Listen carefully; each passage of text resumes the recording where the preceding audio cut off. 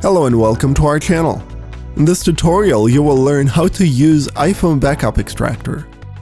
Sometimes you just don't have the device on hand, have it accidentally wiped out, or have lost the device, but still have an iTunes backup handy.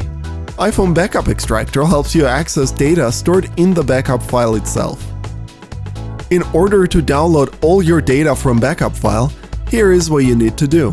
First, download the iPhone Backup Extractor and install it on your computer.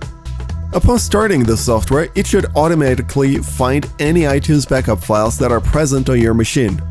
If you don't have an iTunes backup, sign in to iCloud using iPhone Backup Extractor.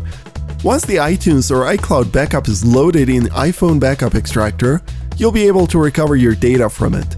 You have multiple options for doing this, depending on the data you need to retrieve.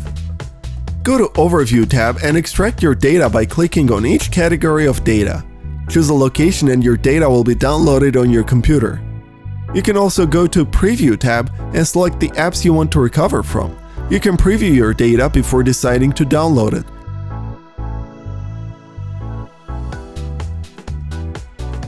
Go to the App View tab and pick the app that you want to recover data from. You'll see a list of files in the right pane marked with blue letters. Click on them and choose a folder where you want to extract data. The data will be extracted directly on your computer. Go to Expert mode and manually choose the files and folders you need. You can download databases or files associated with any of your apps.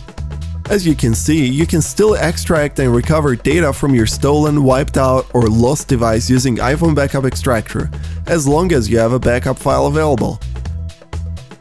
What would you like to know about iPhones?